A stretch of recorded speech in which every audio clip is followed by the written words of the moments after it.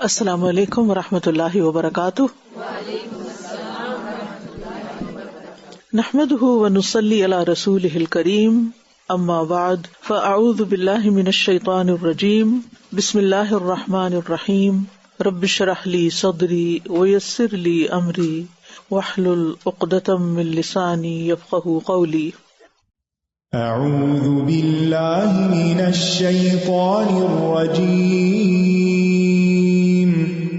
بسم اللہ الرحمن الرحیم، الحمد للہ رب العالمین، الرحمن الرحیم، مالک یوم الدین، ایاک نعبد وإیاک نستعین، اہدنا الصراط المستقیم،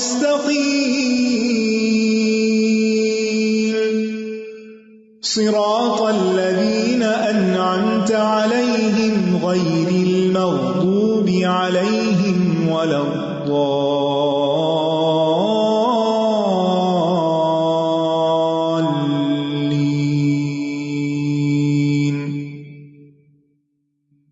ریڈی ہیں رمضان کے لیے؟ بہت ہی خوشی ہو رہی ہے آپ سب کی ایکسائٹمنٹ دیکھ کے۔ الحمدللہ الحمدللہ، اللہ کا بہت ہی احسان ہے کہ اللہ سبحانہ وتعالیٰ نے ہمیں رمضان کے پھر قریب کر دیا ہے۔ اللہ سبحانہ وتعالیٰ ہمیں رمضان تک پہنچا دے اور اللہ سبحانہ وتعالیٰ ہم پر اپنی رحمتیں نازل کرے، جیسے کہ آج یہاں پر بہت رحمت نازل ہو رہی ہے۔ اس وقت تیز برف باری ہو رہی ہے اور میں اکیلی اپنے ڈیسک پر بیٹھی ہوں اور انجوائے بھی کر رہی ہوں۔ سامنے ونڈو سے بہت خوبصورت سین نظر آ رہا ہے۔ یہ میری زندگی کا پہلا استقبال رمضان کا پروگرام یا پہلی کلاس کہہ لیں کہ جس میں بالکل تنہا ہوں۔ کچھ دن پہلے میں کسی سے کہہ رہی تھی کہ مجھے تنہائی بہت پسند ہے، میں اپنی تنہائی کو بہت زیادہ انجوائے کرتی ہوں، لیکن مجھے یہ نہیں پتا تھا کہ کسی دن مجھے تنہا کلاس بھی لینی پڑے گی۔ الحمدللہ اس وقت آپ لوگ میرے ساتھ ہیں، یعنی غائب آڈینس ہیں، آپ کے نام نظر آ رہے ہیں۔ الحمدللہ اللہ تعالیٰ کا کتنا بڑا احسان ہے، کتنا زیادہ شکر ہے کہ الحمدللہ ہمیں اللہ نے اس دور میں پیدا کیا اور ہمیں یہ مواقع عطا کیے، اور اب ہم ان مواقع سے فائدہ اٹھاتے ہوئے اللہ سبحانہ وتعالیٰ کے کام کو جاری رکھ سکتے ہیں، اس کو مل کے یاد کر سکتے ہیں، فاصلے کوئی اہمیت نہیں رکھتے۔ الحمدللہ۔ تو انشاءاللہ میں قرآن مجید کی وہ آیات آپ کے سامنے رکھوں گی اور انہی کی کچھ وضاحت کروں گی جو روزے اور رمضان کے بارے میں ہیں، کیونکہ سب سے بہترین رہنمائی اللہ سبحانہ وتعالیٰ کی رہنمائی ہے۔ قل ان ھدی اللہ ھو الھدی، کہہ دیجئے کہ اصل ہدایت تو اللہ ہی کی ہدایت ہے۔ تو آئیے اللہ سبحانہ وتعالیٰ کی ہدایت کے ساتھ ہم اپنے دلوں کو منور کریں اور پھر سے رمضان کی یاد تازہ کریں اور اس کی تیاری کریں، اور اس کے لیے ہم پوری طرح اپنے آپ کو سبمٹ کریں، اللہ تعالیٰ کے حکم کے آگے سر تسلیم خم کریں۔ تو آئیے ہم سنتے ہیں سورۃ البقرہ کی آیت نمبر 183 اور 184، 183 اور 184۔ یا ایھا الذین آمنوا کتب علیکم الصیام کما کتب علی الذین من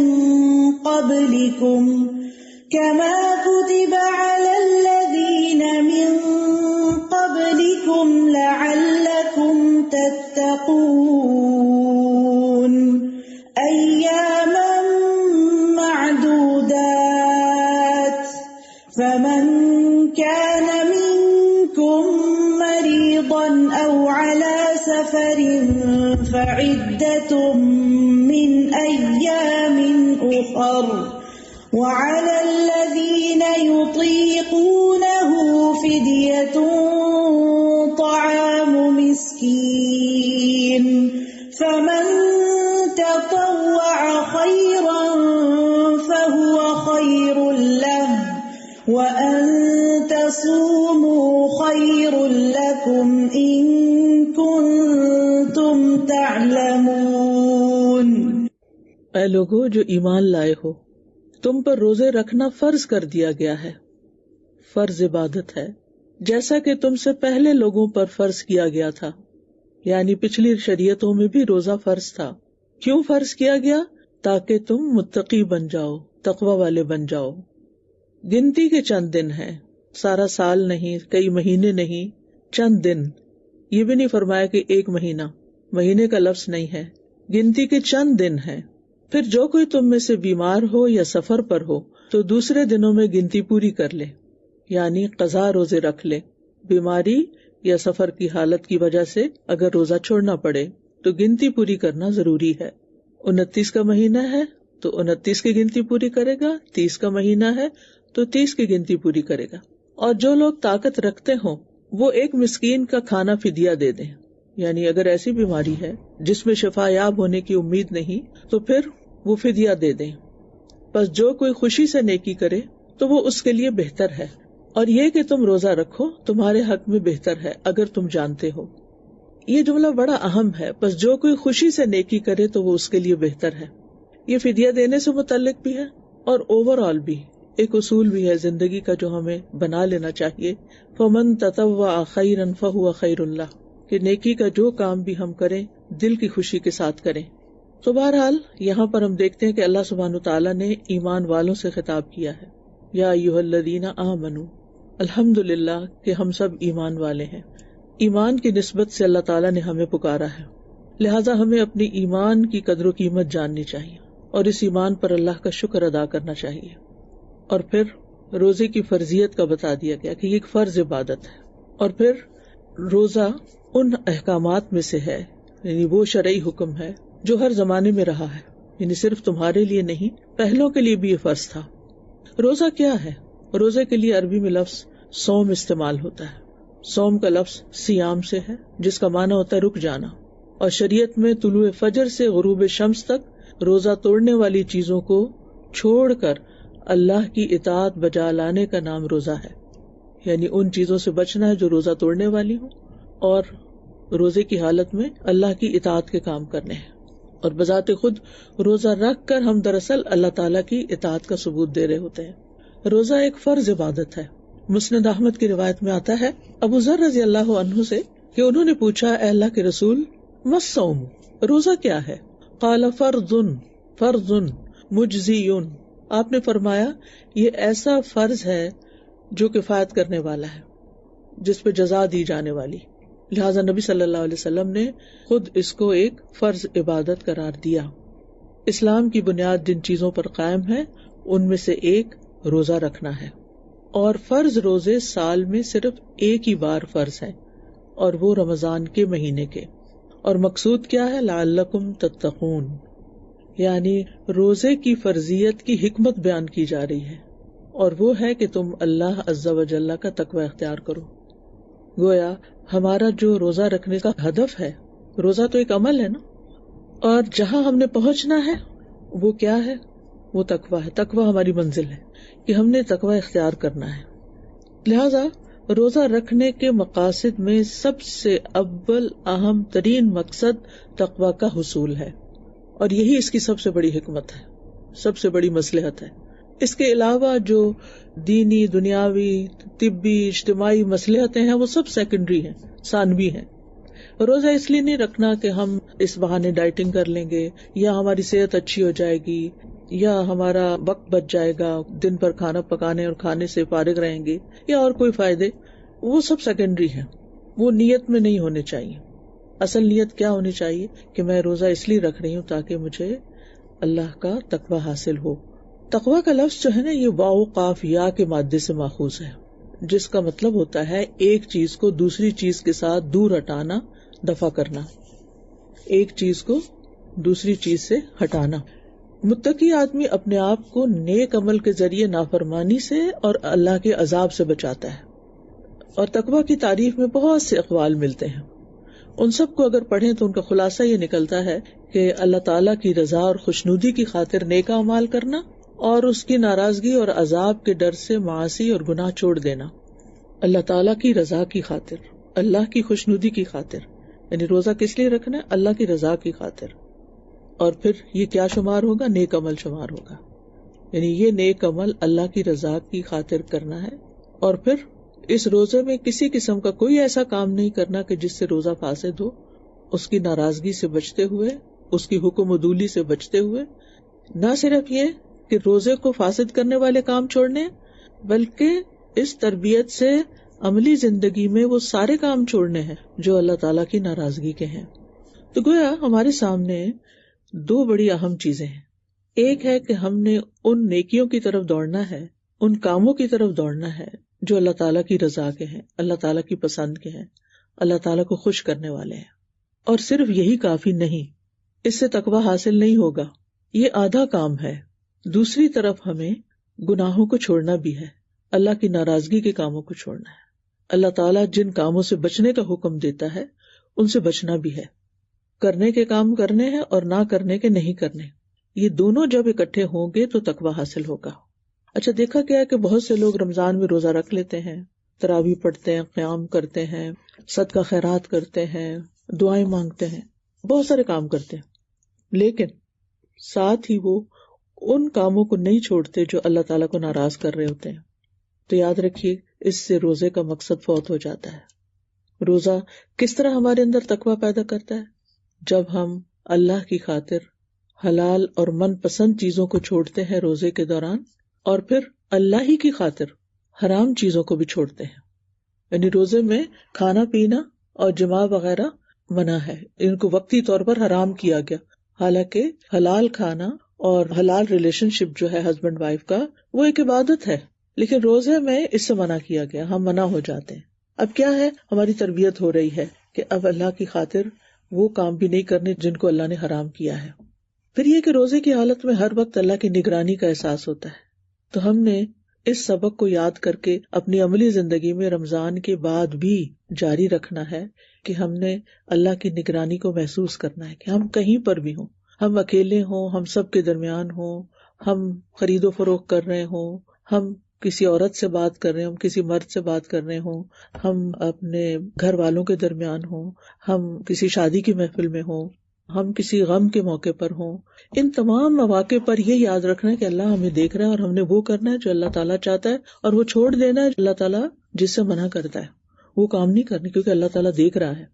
تو روزہ ہمارے اندر یہ عادت مضبوط کرتا ہے کہ ہمیں اللہ کی نگرانی کا احساس دلاتا ہے. اسی لیے آپ دیکھیں کہ روزے کی حالت میں پھر گناہ کم ہوتے ہیں اور نیکیوں کا غلبہ ہوتا ہے. پھر یہ ہے کہ روزے کے ذریعے ہمیں اللہ کی نعمتوں کے شکر کا طریقہ بھی آتا ہے.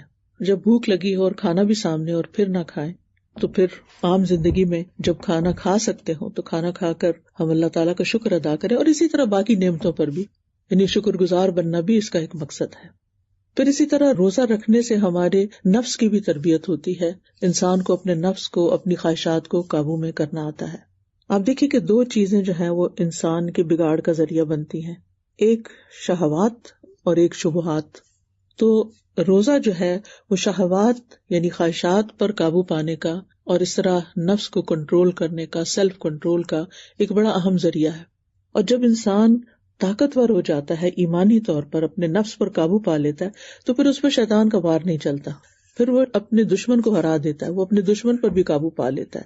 کیونکہ شیطان جو ہے وہ نفس کے ذریعے ہم پر حاوی ہوتا ہے، اور جب ہم نفس کو کنٹرول کر لیتے ہیں، اس کی باغ ڈور اپنے ہاتھ میں لے لیتے ہیں اور اپنی خواہشات کو کنٹرول کر لیتے ہیں، تو پھر شیطان کو موقع نہیں ملتا کہ وہ کہیں سے آ سکے. پھر اس کے علاوہ آپ دیکھیں کہ روزہ رکھنے سے انسان کی جسمانی صحت اچھی ہوتی ہے. تو اس وقت میں اس کے طبی فوائد میں نہیں جاؤں گی، اس پر بہت کچھ لکھا گیا ہے، بہت کچھ سننے کو ملے گا، بہت کچھ آپ پڑھ سکتے ہیں. لیکن میرا یہاں کہنے کا مطلب یہ ہے کہ بھوک سے بھی ایک الگ طرح کی طاقت پیدا ہوتی ہے انسان کے اندر. روحانی طاقت تو پیدا ہوتی ہے، لیکن انسان کے اندر سستی وغیرہ بھی ختم ہوتی ہے، کیونکہ اس کے جسم سے ٹاکسنز وغیرہ ختم ہوتے ہیں، تو اس کی عبادت میں خوبصورتی آ جاتی ہے. آپ دیکھیں کہ اگر روزہ نہ ہو تو قیام اللیل زیادہ مشکل ہوتا ہے عام دنوں میں، لیکن روزہ رکھنے کے بعد وہی راتیں ہوتی ہیں، وہی دن ہوتے ہیں، دن کو بھی بھوکے رہے ہوتے ہیں لیکن راتوں کو بھی دیر دیر تک عبادت کرتے ہیں. تو یہ روزے کی برکات میں سے بھی ہے، لیکن اس کی ایک بنیادی وجہ ہے کہ روزہ آہستہ آہستہ ہمارے اندر کی صفائی کرتا جاتا ہے، جس کی وجہ سے ہمارے لیے نیکی کے کام کرنا آسان ہو جاتے ہیں. پھر اسی طرح روزے کے ذریعے ہمیں دوسرے انسانوں کی بھی تکلیف، دکھ، درد، بھوک، پیاس، ان چیزوں کا بھی احساس ہوتا ہے، اور اس طرح انسان صرف اپنے لیے نہیں سوچتا، دوسروں کے لیے بھی سوچتا ہے. اور ایک متقی اور نیک انسان وہی ہوتا ہے جو سیلف سینٹرڈ نہیں ہوتا، بلکہ وہ دوسروں کی خیر اور بھلائی کے کام کرنے والا ہوتا ہے. انسان کے اندر اگر عاجزی ہو، انسان کے اندر شکر کے جذبات ہوں، انسان کے اندر اگر فائدہ پہنچانے کی صلاحیت ہو، تو انسان دنیا میں بھی ایک بہترین انسان بن جاتا ہے، دنیاوی اعتبار سے بھی اور اللہ کی نگاہ میں بھی. اللہ سبحانہ وتعالیٰ کو تکبر پسند نہیں. روزے میں آپ دیکھیں گے کہ جب انسان کو بھوک لگتی ہے یا انسان اپنے نفس پر کنٹرول کرنے لگتا ہے تو اس کے اندر ایک عاجزی پیدا ہوتی ہے. یعنی وہ بھوک جو ہوتی ہے یا کمزوری کی کیفیت جو ہوتی ہے انسان کے اندر عاجزی پیدا کرتی ہے. اب یہ عاجزی جو ہے اگر عام روزمرہ زندگی میں انسان کے اندر ہو کہ اگر اللہ نے انسان کو بہت کچھ بھی دیا ہوا ہے جس کی بنا پر وہ تکبر کر سکتا ہے، کوئی علم ہے، مال ہے، حسن ہے اور بہت سی نعمتیں ہیں، تو جب انسان کچھ چیزوں سے بھی محروم ہوتا ہے تو اس کے اندر عاجزی آتی ہے. تو روزہ انسان کے اندر عاجزی پیدا کرتا ہے، پھر انسان کے اندر شکر پیدا کرتا ہے کہ جب اس کو وہ نعمت ملتی ہے، جب وہ افطار کرتا ہے. اور پھر تیسری چیز یہ ہے کہ جب خود پر جو کیفیات گزرتی ہیں تو اس کو دوسروں کی کیفیت سمجھنے کا موقع ملتا ہے، جس کی وجہ سے وہ دوسروں کو فائدہ پہنچانے والا بن جاتا ہے. تو روزہ ہمارے اندر یہ ساری چیزیں پیدا کرتا ہے. اس میں اور بھی بہت سی حکمتیں ہیں لیکن مختصراً ان کی یاد دہانی کرانی تھی کہ ہم نے ان چیزوں کو حاصل کرنا ہے اور ان کو مد نظر رکھنا ہے. اور پھر اللہ تعالیٰ فرماتے ہیں چند دن ہے گنتی کے، جو کوئی بیمار ہے یا سفر پر ہے تو دوسرے دنوں سے روزے رکھ لے، گنتی پوری کر لے. یعنی روزے کئی مہینوں، سالوں یا ہفتوں پہ مشتمل نہیں ہوتے بلکہ چند گنے چنے دن ہیں. اور بیمار اور مسافر کو پھر بھی رخصت ہے. اس سے ہمارے دین کی خوبصورتی پتہ چلتی ہے کہ اس میں کیسی رعایت ہے. یعنی ایک چیز جو فرض ہے، ڈیوٹی ہے، لیکن اس میں رعایت.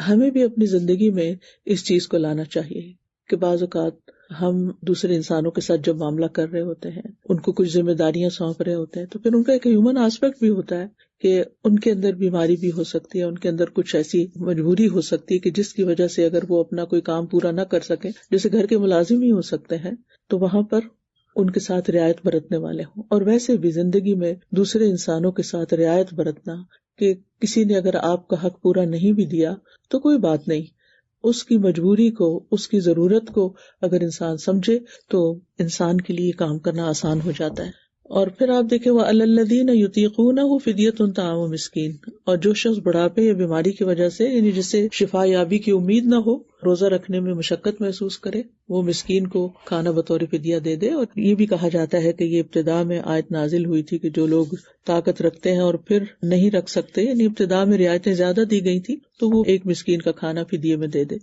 اب فدیہ کیا ہے؟ جو کھانا آپ روز کھاتے ہیں ایک وقت کا دے دے. اور آپ دیکھیے کہ فمن تطوع خیرا فہو خیر اللہ، جو خوشی سے نیکی کرے اس کے لیے بہتر ہے. یعنی جو کوئی ایک مسکین سے زیادہ کئی لوگوں کو کھانا کھلا دے تو یہ اس کے لیے بہتر ہے، یا پھر یہ کہ جو فدیے کے ساتھ ساتھ بعد میں اگر ہمت آ گئی روزہ رکھے تو یہ اس کے لیے بہتر ہے. وَأَن تَصُومُوا خَيْرٌ لَكُمْ، اور یہ کہ تم روزہ رکھو یہ تمہارے حق میں بہتر ہے. إِن كُنتُمْ تَعْلَمُونَ، اگر تم جانتے ہو. یعنی ابتدا میں لوگوں کو شوق دلایا گیا کہ روزہ رکھنا زیادہ بہتر ہے فدیہ دینے سے. اور عام حالات میں بھی آپ دیکھیں کہ اگر ایسے بزرگ ہیں کہ روزہ رکھنے میں انہیں زیادہ مشقت ہوتی ہے لیکن پھر بھی وہ اگر کوشش کریں اور رکھنا چاہیں تو ان کو رکھنا ہی زیادہ بہتر ہے. کیونکہ بعض اوقات انسان اپنے آپ کو انڈر اسٹیمیٹ کرتا ہے، میں یہ نہیں رکھ سکوں گا، میں یہ نہیں کر سکوں گا. صحت مند اچھے بھلے لوگ بھی آپ دیکھیں کہ بعض اوقات سخت گرمی ہوتی ہے تو وہ سوچتے ہیں کہ لگتا ہے اس سال میرے سے روزے رکھنے مشکل ہوں گے، یا کوئی چھوٹی موٹی بیماری ہو جاتی ہے تو انسان پہلے سے گھبرا اٹھتا ہے. تو اگر یہ بات یاد رہے وَأَن تَصُومُوا خَيْرٌ لَكُمْ إِن كُنتُمْ تَعْلَمُونَ، یعنی اگر تمہارے سامنے اس کا اجر آ جائے اور اس کا فائدہ تمہیں پتہ چل جائے تو پھر تو تم روزہ ہی ضرور رکھو گے. اور ویسے بھی آپ دیکھیں کہ اللہ سبحانہ وتعالیٰ فرماتے ہیں کہ ایک نیکی کا ثواب 10 گنا سے 700 گنا تک ہے. یہ حدیث قدسی ہے. اور روزہ صرف میرے لیے ہے، میں اس کا بدلہ دوں گا. یعنی باقی نیکیوں کا بدلہ بتا دیا گیا کہ کتنے % ملے گا تمہیں، لیکن روزے کا بدلہ اللہ تعالیٰ خود دے گا. یعنی اس کا ثواب جو ہے، اس کا اجر جو ہے وہ انگنت ہے، بے شمار ہے، انسان اس کو امیجن بھی نہیں کر سکتا. اور پھر سب سے بڑا فائدہ کیا ہے؟ روزہ آگ سے ڈال ہے. یعنی آگ بہت بڑی بلا ہے، جہنم بہت بڑی مصیبت ہے، اس سے بڑی کوئی تکلیف کی چیز نہیں. تو روزہ جو ہے انسان کو آگ کی طرف جانے سے روکتا ہے، یہ آگے آ جائے گا، اس کے لیے ڈھال بن جائے گا. جیسے میدان جنگ میں دشمن کے وار سے بچنے کے لیے ڈھال ہوتی ہے. اور پھر روزہ دار کے منہ کی بو اللہ کے نزدیک مشک سے زیادہ بہتر ہے. اور بھی بہت سی احادیث ہیں جس سے موٹیویٹ کیا گیا کہ روزہ رکھنا کتنا فائدے کا ہے. وہ احادیث آپ کتابوں میں پڑھتے بھی ہیں، سن بھی چکے ہیں. یہاں صرف چند اہم باتوں کی طرف توجہ دلانا مقصود ہے، اس لیے میں ان ساری تفصیلات کو چھوڑ رہی ہوں. پھر آپ دیکھیں کہ روزے فرض کرنے کے لیے اللہ تعالیٰ نے رمضان کے مہینے کو منتخب کیا، اور قرآن کو نازل کرنے کے لیے بھی رمضان کے مہینے کو منتخب کیا. اس سے خاص طور پر اس مہینے کی اہمیت ہمارے سامنے آتی ہے. سادہ جی، آج جو عدت کی بات ہوئی نا کہ ایام معدودات کے یہ گنتی کے چند دن ہیں، تو میں سوچ رہی تھی کہ سبحان اللہ کتنی چیزوں میں ایسا ہوتا ہے کہ کبھی کبھی ہم کچھ کرنے سے جیسے روک دیے جاتے ہیں نا، جیسے آج ہم انسٹیٹیوٹ جانے سے روک دیے گئے. الحمدللہ اللہ ہی کا اس میں حکم تھا. اور دوسری ایک اور چیز ذہن میں آ رہی تھی کہ جیسے خواتین جو بیوہ ہو جاتی ہیں، جو ان کی عدت کی مدت اللہ تعالیٰ نے رکھی ہے، یا پھر یہ کہ ہم کسی بیماری کا شکار ہو گئے، کبھی کسی کام سے رک جاتے ہیں، تو اس میں اللہ تعالیٰ کی کتنی حکمت ہوتی ہے. اور پھر وہ ٹائم ہمارے لیے ایسا ہوتا ہے کہ ہم اس میں اپنی ساری انرجیز کو ری گین کریں، اپنی ساری سوچوں کو دوبارہ سے پازیٹیو کریں، اور اپنے اندر ایک نئی جو ہے وہ قوت اور جہد پیدا کریں کہ آگے ہمیں اور مزید کتنے اچھے کام کرنے ہیں. تو یہ جو رک جانا ہے نا حلال چیزوں سے، یہ اللہ تعالیٰ کی ہمارے لیے ایک بہت بڑی رحمت ہے، جس میں اللہ تعالیٰ ہمیں بہت کچھ سکھانا چاہتے ہیں. بالکل آپ نے صحیح کہا، آپ نے میرے دل کی بات کی کہ بعض اوقات اللہ سبحانہ وتعالیٰ کچھ چیزوں سے ہمیں جب روکتے ہیں تو اس کے بڑے ہی فائدے ہوتے ہیں. رکنا ایک مشکل کام ہوتا ہے نا. ہم سب سیڈ تھے کہ انسٹیٹیوٹ بند ہو گیا اور آڈینس نہیں، لیکن اس وقت میں اپنے آپ کو کھنگال رہی تھی کہ میں ہمیشہ دعا کرتی ہوں کہ اللہم انی اسألک الرضا بعد القضاء، کہ اللہ تقدیر کے نافذ ہونے کے بعد مجھے راضی کر دینا. تو میں کتنی راضی ہوں الحمدللہ. دل میں ایسی ٹھنڈک تھی، ایک لمحے کے لیے بھی کوئی تکلیف، کوئی غم، پریشانی، کوئی فکر لاحق ہی نہیں ہوئی کہ یہ سب کچھ آج بند کیوں ہو گیا اور میں اکیلے بیٹھ کے یہ کیسے کروں گی. الحمدللہ کہ یعنی ہم کچھ چاہتے ہیں اور اللہ تعالیٰ ہمارے لیے کچھ اور چاہتے ہیں، اور جو اللہ تعالیٰ ہمارے لیے چاہتے ہیں اسی میں ہمارا فائدہ ہوتا ہے، اور وہی ہمارے لیے خیر و برکت کا باعث ہوتی ہے. یعنی اللہ تعالیٰ مختلف سچویشن میں ڈال کر ہمیں آزماتے ہیں کہ ہم اس وقت کرتے کیا ہیں. اب ہم کیا اطاعت گزار ہیں، اس کی رضا پہ راضی ہیں، یا پھر ہم اپسیٹ ہیں. اگر ہم اپسیٹ ہیں تو اس کا نقصان اللہ تعالیٰ کو تو کچھ بھی نہیں، خود ہم ہی کو ہے. تو اللہ سبحانہ وتعالیٰ ہمیں ہمیشہ رکنے والی چیزوں سے روک کر اپنی رضا سے نوازے.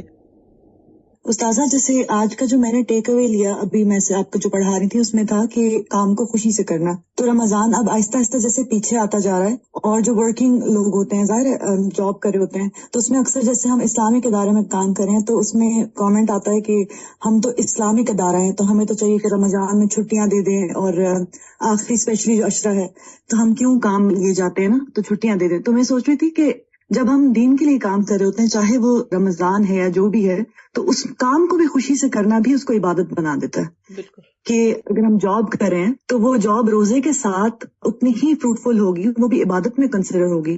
تو مجھے لگ رہا تھا یہ میرا ٹیک اوے ہوگا. آپ دیکھیں کہ مجھے تو ہمیشہ جنگ بدر یاد آتی ہے کہ وہ رمضان میں ہوئی تھی. صحابہ نے یہ تھوڑی کہا تھا کہ ابھی تو رمضان ہے، تھوڑا ٹھہر جائیں، یا لوگ اس کو عذر بنا لیتے. لیکن جب اللہ کا حکم آ گیا تو بس چل پڑے. شہر رمضان الذی انزل فیہ القرآن ھدی للناس وبینات من الھدی والفرقان فمن شہد منکم الشہر فلیصمہ ومن كان مريضا أو على سفر فعدة من أيام أخر يريد الله بكم اليسر ولا يريد بكم العسر ولتكملوا العدة ولتكبروا الله على ما هداكم وَلِتُكَبِّرُوا اللَّهَ عَلَى مَا هَدَاكُمْ وَلَعَلَّكُمْ تَشْكُرُونَ. رمضان وہ مہینہ ہے جس میں قرآن نازل کیا گیا جو لوگوں کے لیے سراسر ہدایت ہے، اور اس میں ہدایت اور حق و باطل میں فرق کرنے کے واضح دلائل ہیں، تو جو کوئی تم میں سے اس مہینے کو پائے اسے چاہیے کہ اس کے روزے رکھے، اور جو بیمار ہو یا سفر میں ہو تو دوسرے دنوں میں گنتی پوری کر لے۔ اللہ تمہارے ساتھ آسانی چاہتا ہے اور وہ تمہارے ساتھ تنگی کا ارادہ نہیں رکھتا، اور تاکہ تم گنتی پوری کر لو، اور تاکہ جو اس نے تمہیں ہدایت بخشی ہے تم اس پر اللہ کی بڑائی بیان کرو، اور تاکہ تم شکر ادا کرو۔ تو یہاں ماہ رمضان کی اہمیت کا بھی پتہ چل رہا ہے، اور قرآن کی بھی۔ قرآن کا نزول رمضان کے مہینے میں ہوا، لہٰذا رمضان کے مہینے کو باقی مہینوں پر فضیلت بخشی گئی۔ رمضان کی بابرکت رات میں نازل ہوا، انا انزلناہ فی لیلۃ مبارکہ، تو اس رات کو بھی خاص خصوصیت حاصل ہوئی۔ انا انزلناہ فی لیلۃ القدر، بے شک ہم نے اسے قدر کی رات میں اتارا، تو لیلۃ القدر تمام راتوں میں افضل رات قرار پائی۔ تو یہ ایک مبارک مہینہ ہے۔ حدیث میں آتا ہے، رسول اللہ صلی اللہ علیہ وسلم نے فرمایا، اتاکم رمضان، تمہارے پاس رمضان کا مہینہ آ گیا ہے، شہر مبارک، یہ بڑا بابرکت مہینہ ہے۔ فرض اللہ عز وجل علیکم صیامہ، اللہ عز وجل نے تم پر اس ماہ کے روزے فرض قرار دیے ہیں۔ تفتح فیہ ابواب السماء وتغلق فیہ ابواب الجحیم، اس ماہ میں آسمان کے دروازے کھول دیے جاتے ہیں، سبحان اللہ، خوب خوب دعائیں قبول ہوتی ہیں، نیک اعمال اوپر جاتے ہیں، اور اس میں جہنم کے دروازے بند کر دیے جاتے ہیں۔ اور ایک اور روایت میں آتا ہے کہ جنت کے دروازے کھول دیے جاتے ہیں۔ وَتُغَلُّ فِيهِ مَرَدَةُ الشَّيَاطِينِ، اور اس میں سرکش شیاطین طوق پہنا دیے جاتے ہیں۔ جب سرکش شیاطین کی بات ہوئی تو یہ بھی کہا جاتا ہے کہ پھر عام شیاطین بہرحال کچھ نہ کچھ اپنے کام کرتے رہتے ہیں، یعنی ہر شیطان نہیں بند ہوتا، خود ہمارے نفس کے اندر جو شیطانی رویے ہیں وہ بھی ہمارے ساتھ ہی ہوتے ہیں، لیکن ان کا علاج ہوتا ہے رمضان کے روزے کے ذریعے۔ یہ مہینہ بے پناہ خیر لانے والا ہے۔ نبی صلی اللہ علیہ وسلم نے فرمایا، بے شک تم پہ یہ مہینہ آ گیا اور اس میں ایک ایسی رات ہے جو 1000 مہینوں سے بہتر ہے۔ جو اس سے محروم رہا ہر طرح کی خیر و بھلائی سے محروم رہا، اور اس کی خیر سے محروم وہی رہے گا جو واقعی محروم ہو۔ یہ نیکیوں کی طرف دعوت دینے والا مہینہ ہے، جس میں ایک فرشتہ پکارتا ہے کہ اے خیر کے طالب آگے بڑھ، اور اے شر کے طالب رک جا، یہاں تک کہ رمضان ختم ہو جاتا ہے، اور یہ ہر رات ہوتا رہتا ہے، یعنی ہر روز ہوتا ہے۔ اور پھر یہ کہ یہ گناہوں کے کفارے کا مہینہ ہے۔ پچھلے رمضان سے لے کر اس رمضان تک جتنے گناہ ہوئے ان کے لیے یہ مہینہ کفارے کا ذریعہ ہے، یعنی وہ گناہ صاف ہو جاتے ہیں۔ جہنم سے آزادی کا مہینہ ہے، لہٰذا اس مہینے کی ہمیں قدر کرنی چاہیے۔ تو اللہ تعالیٰ فرماتے ہیں، شہر رمضان الذی انزل فیہ القرآن، رمضان وہ مہینہ ہے جس میں قرآن نازل کیا گیا۔ یہ بھی کہا جاتا ہے کہ تمام کتب سماویہ یعنی آسمانی کتابیں جو ہیں وہ رمضان میں ہی نازل ہوئی، اور ان کی تاریخیں وغیرہ بھی روایات میں آتی ہیں۔ بہرحال جو بڑی اہم بات ہے وہ یہ کہ یہ مہینہ خاص طور پر کس لیے اہم ہے کہ انزل فیہ القرآن، اور قرآن کیا ہے؟ یہاں اگلے 5 لفظوں میں قرآن کی حقیقت بتائی گئی ہے، ھدی للناس وبینات من الھدی والفرقان، لوگوں کے لیے ہدایت، اور ہدایت اور فرقان کے لیے دلائل، بینات، یعنی تمام لوگوں کے لیے اس میں رہنمائی ہے۔ ھدی للناس ہے یہ قرآن، مومن، کافر، مشرک، منافق، نیک، بد، سب کے لیے رہنمائی ہے، اور پھر علمی رہنمائی بھی ہے اس میں، اور پھر عملی رہنمائی بھی۔ اور پھر آپ دیکھیے کہ دوبارہ فرمایا وبینات من الھدی، بینات کا مطلب ہے روشن آیات، واضح دلائل، اور پھر دوبارہ ہدایت کا لفظ آ گیا۔ تو بینات من الھدی یعنی ایک ہدایت عام ہوتی ہے، اور ایک وہ ہدایت ہے جس کے ساتھ دلیل بھی ہوتی ہے۔ سو اس میں صرف ہدایت ہی نہیں بلکہ اس کے دلائل بھی ہیں، یہ اہم بات ہے، نوٹ کیجیے۔ یعنی اس کتاب میں صرف رہنمائی نہیں کی گئی بلکہ دلائل کے ساتھ رہنمائی دی گئی ہے، اور صرف دلائل ہی نہیں، والفرقان، بینات بھی اور فرقان بھی ہے، یعنی ہدایت اور فرقان کی روشن نشانیاں ہیں، دلائل اور ثبوت ہیں۔ لہذا پھر انسانوں کے پاس کوئی حجت باقی نہیں رہتی گمراہ رہنے کی، بھٹکے رہنے کی، کیونکہ اللہ نے ایک ایسی کتاب اتار دی ہے کہ جو انسانوں کو سیدھا راستہ دکھاتی ہے۔ ابن عاشور کہتے ہیں کہ قرآن کی 2 حالتیں ہیں جن کے ذریعے اس مہینے کی فضیلت کی طرف اشارہ ہے، اس ہدایت اور فرقان کے نزول کی وجہ سے۔ پہلی ہدایت سے مراد عمومی ہدایت ہے، عمومی ہدایت، عام ہدایت.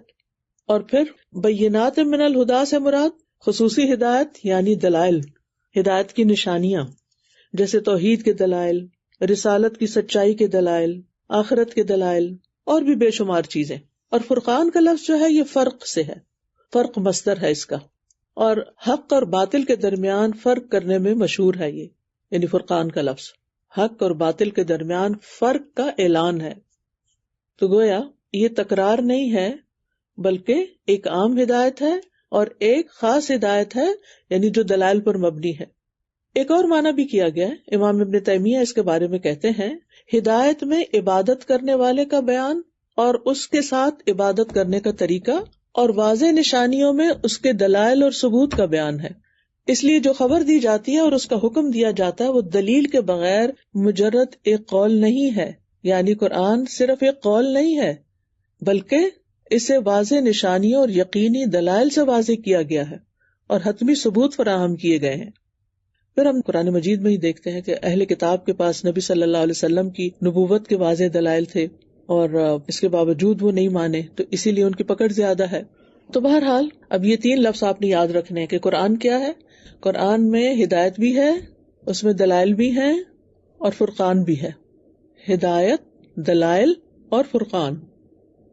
دلیل کے ذریعے ہدایت اور حق کا بیان حاصل ہوتا ہے، لیکن اس کے ساتھ فرقان بھی ضروری ہوتا ہے، اور وہ دلیل اور اس کی مخالفت کرنے والے کے درمیان فرق کرتا ہے، اور رب کی بات اور اس بات کے درمیان فرق کرتا ہے جو رب کی بات کے خلاف جاری ہو.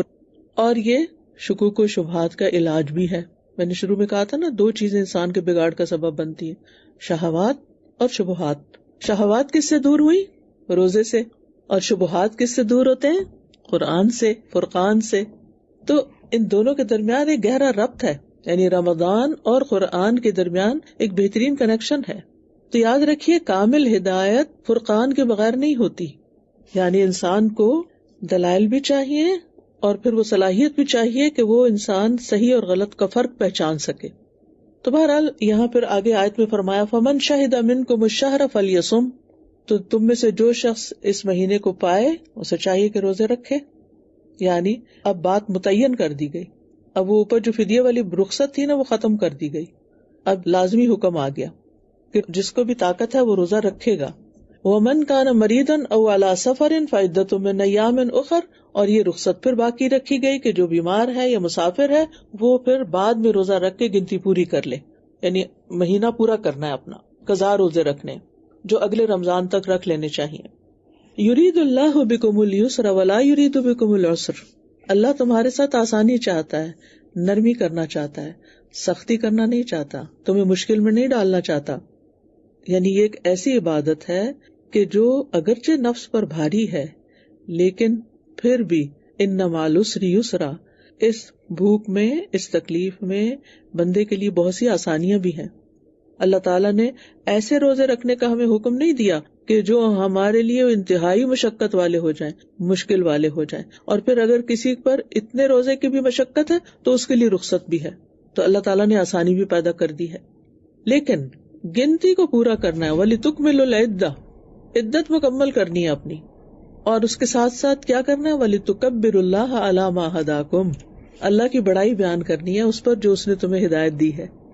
اور یہ ہدایت کون سی ہے؟ ہدایت علم اور ہدایت عمل، کہ اللہ نے رہنمائی بھی کی اور اس کے ساتھ ساتھ عمل کی توفیق بھی دی.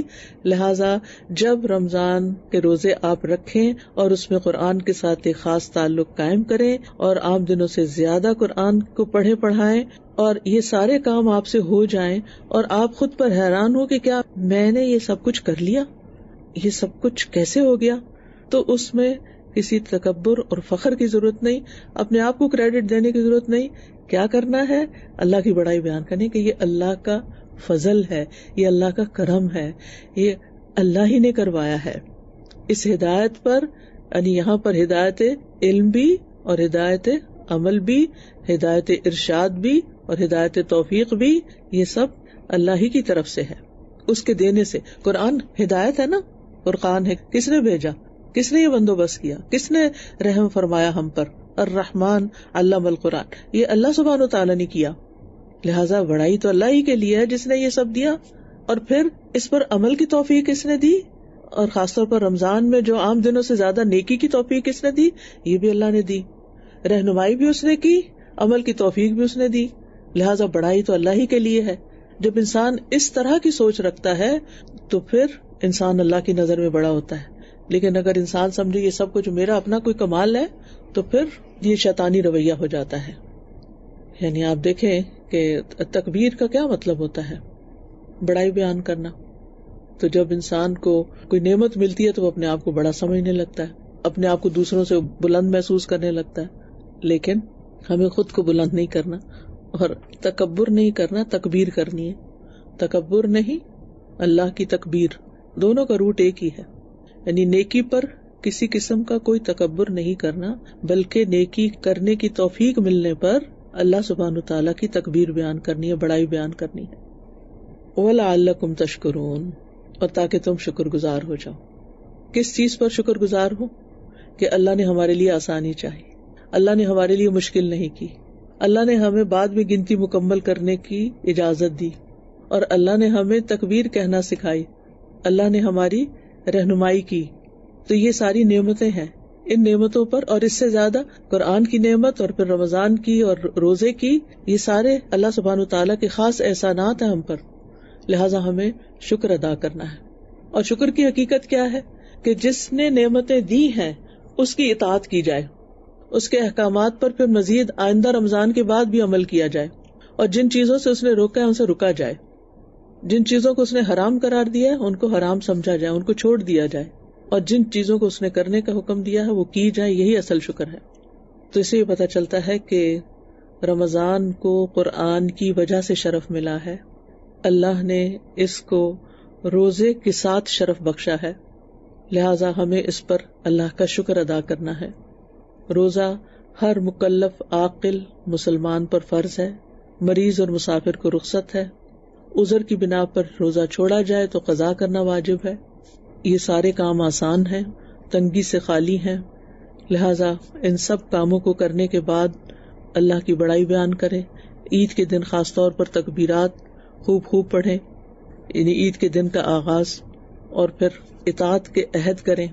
انشاءاللہ پورے رمضان میں آپ قرآن مجید کے ساتھ خاص تعلق قائم کریں گے، اور جو جو احکامات ملتے جائیں گے ان پر دل کے ساتھ یہ کہیں گے کہ اللہ ہم انشاءاللہ ان پر عمل کریں گے۔ آپ دورہ قرآن کروائیں یا دورہ قرآن سنیں یا قرآن کا کچھ حصہ پڑھیں غور و فکر تدبر کے ساتھ، تو آپ ساتھ ساتھ اپنے دل میں عہد کرتے جائیں اور دعائیں بھی مانگتے جائیں، اللہ مجھے توفیق دے کہ میں تیرے اس حکم پر بھی عمل کروں۔ یعنی رمضان ہماری تربیت کا مہینہ ہے جس کے بعد ہمیں ایک نیا انسان بن کر سامنے آنا ہے۔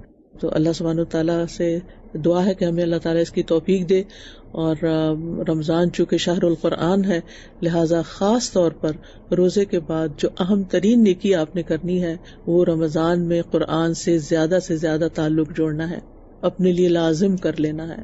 شہر انزل فیہ القرآن فالزم فیہ القرآن، یعنی اللہ نے اس میں قرآن اتارا ہے۔ ذرا سوچیں، اس مہینے میں قرآن نازل ہوا ہے، قرآن نازل ہوا، لہٰذا ہم نے اپنے دلوں پر بھی اس کو نازل کرنا ہے، اپنے عملوں میں بھی اس کو لے کر آنا ہے، اور اس کے ساتھ ایک خاص تعلق قائم کرنا ہے۔ نبی صلی اللہ علیہ وسلم رمضان میں قرآن کا دور کیا کرتے تھے، جبریل علیہ السلام کے ساتھ رمضان کی ہر رات میں ملتے، یہاں تک کہ رمضان گزر جاتا اور وہ قرآن کا دور کرتے تھے۔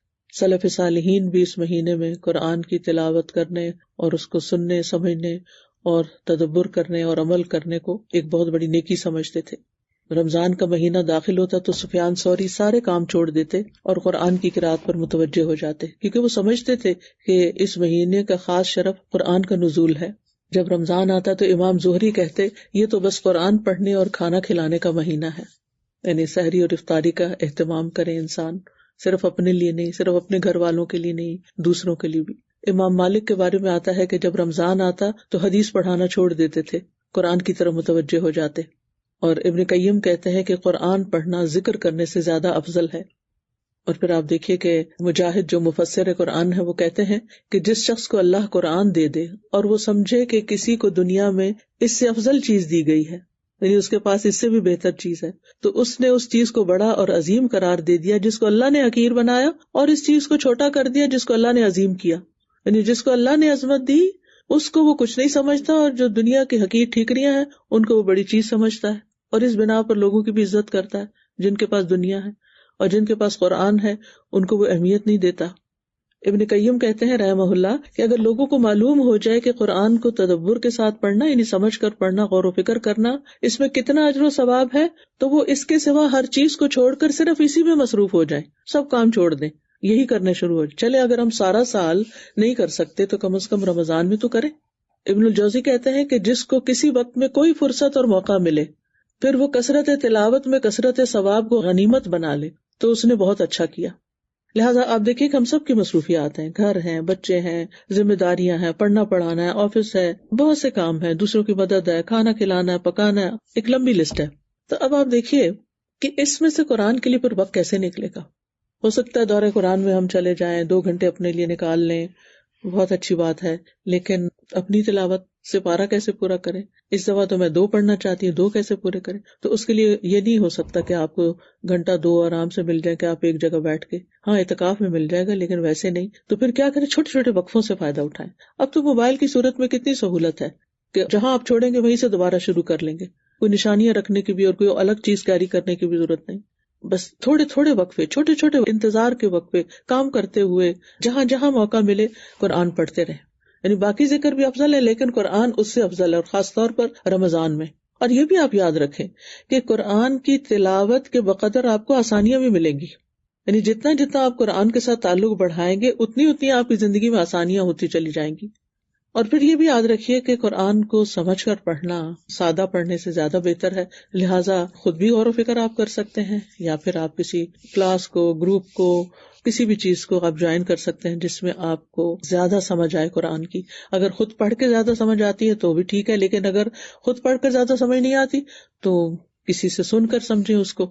امام احمد بن حنبل کے بارے میں آتا ہے، وہ اپنا ایک خواب بیان کرتے ہیں، وہ کہتے ہیں میں نے رب العزت کو نیند میں دیکھا تو میں نے کہا اے میرے رب وہ کون سی چیز ہے جو سب سے زیادہ قریب ہے، جس کے ساتھ قرب حاصل کرنے والے تیرا قرب حاصل کرتے ہیں؟ تو اللہ تعالیٰ نے فرمایا اے احمد میرا کلام۔ تو میں نے کہا سمجھ کر یا بغیر سمجھے؟ تو اللہ نے فرمایا جو سمجھ کر پڑھے وہ بھی اور جو سمجھ کے بغیر پڑھے وہ بھی، یعنی ایز لانگ ایز وہ قرآن کے ساتھ آپ کا تعلق ہے تو وہ اللہ کے قرب کا سب سے بہترین ذریعہ ہے۔ اور اس کے بعد سجدے بھی نہیں، رات کو آپ تراویح پڑھیں، قیام اللیل کریں تو وسجد واقترب، وہ بھی قرب کا ذریعہ ہے۔ سب سے زیادہ جو آپ نے روزے کے بعد کام کرنا ہے وہ قرآن سے اپنے تعلق کو مضبوط کرنا ہے، اور اس کے لیے نا اپنے دل کو حاضر کرنا ہے، وہ شہید جیسے قرآن میں آتا ہے۔ تنہائیوں میں غور و فکر کریں، کام کرتے ہوئے جو پڑھا ہے اس میں سے کسی نقطے پر غور و فکر کریں، کیونکہ قرآن جو ہے یہ حکمت والی کتاب ہے، حکمت والے رب کی طرف سے آئی ہے، رب رحیم کی طرف سے آئی ہے۔ ابن تیمیہ رحمہ اللہ کہتے ہیں کہ قرآن کریم ایک بابرکت کتاب ہے جو ایسی ذات کی طرف سے نازل کی گئی ہے جو حکمت والا ہے اور حمد کیا گیا ہے، اور جو قرآن کے علاوہ کسی اور کتاب سے ہدایت کو طلب کرتا ہے اللہ اس کو گمراہ کر دیتا ہے، اور یہ اللہ کی مضبوط رسی ہے، اور یہ حکمت بھرا ذکر ہے، اور یہ سیدھا راستہ ہے، اور یہ عجیب قرآن ہے جو بھلائی کی طرف ہدایت دیتا ہے۔ اللہ نے اس کو اتارا ہے اس حالت میں کہ یہ ہدایت ہے، رحمت ہے، شفا ہے، بیان ہے، نور ہے، بصیرت اور نصیحت ہے، بے شمار فائدے ہیں اس میں۔ اور آپ نے یہ بھی کرنا ہے کہ قرآن پڑھتے وقت نا اپنا جائزہ لینا ہے، لوگوں کا نہیں۔ مشکل یہ ہے کہ جب ہم سنتے ہیں نا کوئی بات تو ہم کہتے ہیں وہ فلاں یہ کرتا ہے، فلاں یہ کرتا ہے، آپ نے ساری توجہ اپنے اوپر رکھنی ہے، اور پھر آپ نے اپنے دل کا جائزہ لیتے رہنا ہے کہ کیا آپ کو نماز میں، قرآن میں لذت محسوس ہو رہی ہے، آپ کا دل لگ رہا ہے یا نہیں، یا آپ کا دھیان بار بار اپنے موبائل کی طرف جا رہا ہے، یا کوئی اور چیز آپ مس کر رہے ہیں، کیا آپ فلی ان ہیں اس میں؟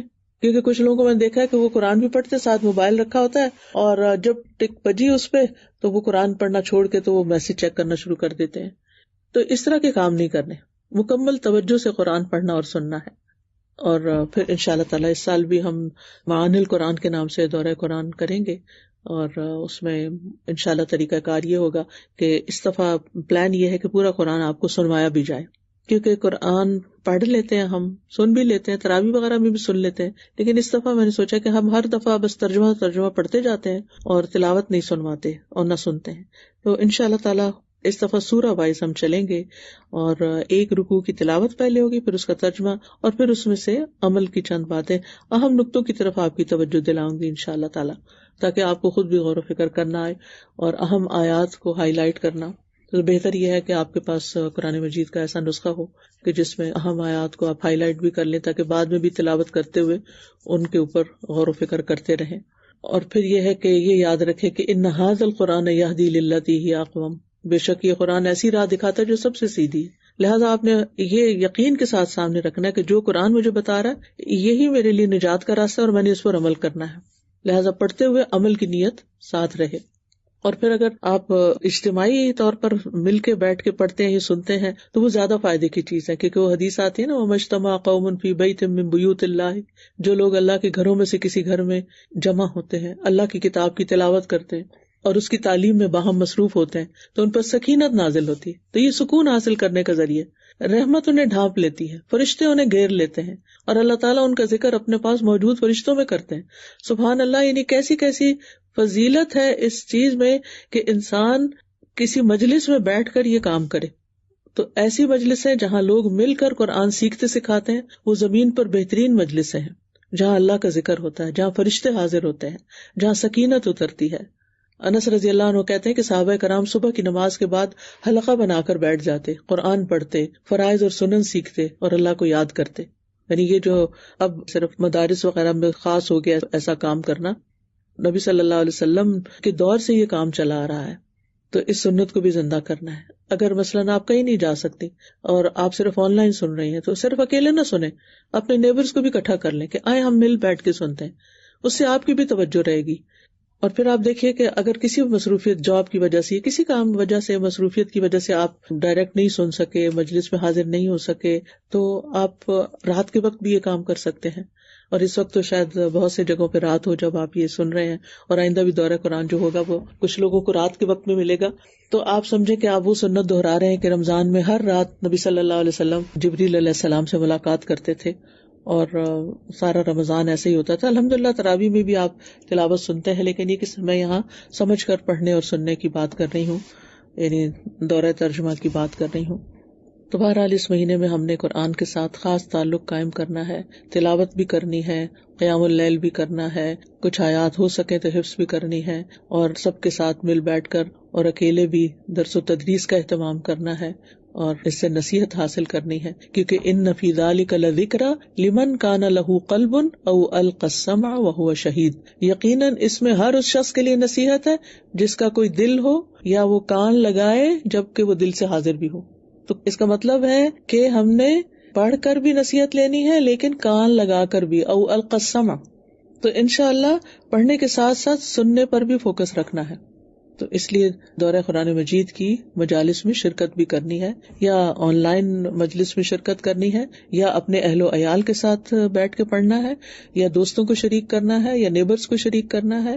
یعنی ہر لیول پر اپنے اپنے حالات اور ضروریات کے مطابق آپ یہ کام کر سکتے ہیں. اور انشاءاللہ تعالی آپ کے ساتھ چونکہ قرآن مجید ہم سنیں گے تو اس کے سننے سے جو دل کو خوشی اور سرور ملتا ہے اور انسان کا دل کھلتا ہے، شفا حاصل ہوتی ہے، ہدایت ملتی ہے، وہ ایک بے مثال ایکسپیرینس ہوگا انشاءاللہ آپ کے لیے.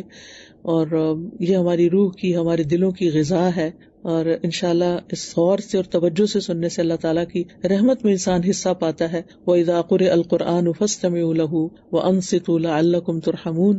جب قرآن پڑھا جائے تو اسے سنو اور خاموش رہو تاکہ تم پر رحم کیا جائے. تو انشاءاللہ تعالیٰ جب آپ اس کو سنیں گے اور توجہ سے سنیں گے تو یہ آپ کے دلوں میں اترے گا. اللہ تعالیٰ کی طرف سے خوشخبری بھی ملے گی. فبشر عباد الذین یستمعون القول فیتبعون احسنہ اولئک الذین ہداہم اللہ واولئک هم اولو الالباب. تو میرے ان بندوں کو بشارت دے دو، خوشخبری دے دو. کن کو؟ وہ جو بات کو سنتے ہیں، غور سے سنتے. الذین یستمعون القول، پھر اس کے بہترین پہلو کی پیروی کرتے ہیں. یہی وہ لوگ ہیں جنہیں اللہ نے ہدایت دی. گویا ہدایت یہی لوگ پا سکتے ہیں اور یہی عقل والے ہیں. تو انشاءاللہ اس کتاب سے دنیا اور آخرت میں نور بھی آپ کو ملے گا، اندھیروں سے، غموں سے، پریشانیوں سے، بہت سی فکروں سے نجات ملے گی، اور دل میں ایمان راسخ ہوگا. کیونکہ اللہ تعالیٰ فرماتے ہیں نا قرآن مجید میں، انما المؤمنون الذین اذا ذکر اللہ وجلت قلوبہم واذا تلیت علیہم آیاتہ زادتہم ایمانا وعلی ربہم یتوکلون. سچے مومن تو وہ ہیں کہ جب ان کے سامنے اللہ کا ذکر کیا جائے تو ان کے دل کانپ اٹھتے ہیں، یعنی دلوں پہ اثر ہوتا ہے. اور جب اللہ کی آیات انہیں سنائی جائیں تو ان کا ایمان بڑھ جاتا ہے. تو انشاءاللہ یہ رمضان قرآن سننے کے ساتھ آپ کے ایمان کو بڑھانے کا ذریعہ بنے گا اور وہ اپنے رب پر بھروسہ کرتے ہیں. پھر انسان میں توکل بھی آ جاتا ہے. ابن رجب کہتے ہیں کہ قرآن سننے سے دل میں ایمان مضبوط ہو جاتا ہے, انسان کے نفس کی تطہیر ہوتی ہے, انسان کے اخلاق بہترین ہوتے ہیں, کیونکہ نبی صلی اللہ علیہ وسلم کا اخلاق قرآن تھا, کیونکہ وہ آپ کے دل پر اترا. تو ہمارے بھی دل پہ جب اترے گا سننے کے ساتھ, تو پھر انشاءاللہ یہ بھی نصیب ہوگا کہ ہمیں اللہ سبحانہ وتعالیٰ ریاکاری سے اخلاص کی طرف لے جائے گا, اور برے اخلاق سے اچھے اخلاق کی طرف, اور تاریکیوں سے ہدایت کے نور کی طرف, اور سچائی کی طرف, اور شکوک و شبہات اور شہوات سے بھی انشاءاللہ نجات ملے گی. اور پھر آپ دیکھیے کہ سننے کے ساتھ ساتھ جب دلوں پہ اثر ہوتا ہے تو آنسو بھی بہتے ہیں. تو کوشش کیجئے کہ دل حاضر ہوں تاکہ آنکھیں بھی صاف ہوں, آنسو بھی آئیں, اور نیکیوں میں ہم دوڑ لگانے والے بنے, خاص طور پر جو صدقہ خیرات اور ان چیزوں میں بھی, کیونکہ نبی صلی اللہ علیہ وسلم رمضان میں جب جبریل علیہ السلام سے ملاقات کرتے تھے تو لوگوں کو بھلائی پہنچانے میں بارش لانے والی ہوا سے بھی زیادہ جود و کرم فرماتے. اور یہ صرف مال سے نہیں ہوتی تھی, ہر طریقے سے. اور صحابہ کرام کا بھی یہی طریقہ رہا. آپ کو معلوم ہوگا کہ کس طرح حضرت عمر جو اتنے سخت انسانوں میں سے تھے, ان کے اندر شدت تھی اور سختی تھی, لیکن جب ان کی بہن کے بارے میں انہیں پتا چلا کہ اسلام قبول کر چکی ہے اور ان سے قرآن سنا, قرآن کان کے ذریعے دل میں داخل ہوا, تو اسلام کا نور ان کے دل میں چمک اٹھا اور وہ اسلام کے لیے ایک بہت بڑی قوت بن گئے. تو بہرحال اس بات کے ساتھ میں بات مکمل کروں گی کہ قرآن کو مضبوطی سے تھام لیں. کتنے ہی نابینا ہیں جو قرآن کو دیکھنے کی تمنا کرتے ہیں لیکن دیکھ نہیں سکتے, تو جن کو اللہ نے آنکھیں دی ہیں وہ قرآن کو دیکھ کر بھی لذت حاصل کریں. کتنے ہی بہرے افراد ہیں جو قرآن کی تلاوت سننے کی آرزو رکھتے ہیں لیکن سن نہیں سکتے. اللہ نے ہمیں سننے کی طاقت دے رکھی ہے, لہٰذا ہم اس سننے پر شکر ادا کریں اور توجہ سے سنیں. تو ہم جنہیں اللہ نے سننے اور دیکھنے کی صلاحیت دی ہے, ہم پھر قرآن سے دور کیوں ہیں؟ ہمیں اپنی یہ دونوں صلاحیتیں, دونوں دروازے کھول کے رکھنے ہیں قرآن کے لیے, تاکہ قرآن ہمارے دلوں میں جگہ پکڑے اور دل سے پھر ہمارے پورے وجود میں سرایت کرے اور ہمیں عمل میں حصہ ملے. بارک اللہ فیکم. جی, آپ نے بتایا کہ قرآن کی وجہ سے رمضان کا شرف ہے, اور fasting is a way I think to celebrate this Ramadan this month. اور ہمارا ایک ریکویسٹ ہے سب سے کہ سب کو قرآن کی ہدایت کی ضرورت ہے, لیکن خاص طور پہ مسلم یوتھ کے لیے اراؤنڈ دا ورلڈ پلیز ضرور سب دعا میں شامل رکھیں کہ اللہ انہیں قرآن سے جوڑ دے. آمین. ان کے لیے اللہ تعالیٰ اچھے ٹیچرز مہیا کرے جو ان کی بات سمجھیں اور ان کو سمجھا سکیں, کیونکہ بہت سے لوگ یوتھ کے مسائل بیان کرتے ہیں, لیکن میں سمجھتی ہوں کہ اگر یوتھ کو اچھے استاد مل جائیں, اچھے رہنما مل جائیں, تو یوتھ کے اندر بہت پوٹینشیل ہوتا ہے. اب یہ ہے کہ اور تو کہیں نہیں ملتے, تو کم از کم آپ خود ہی بن جائیے.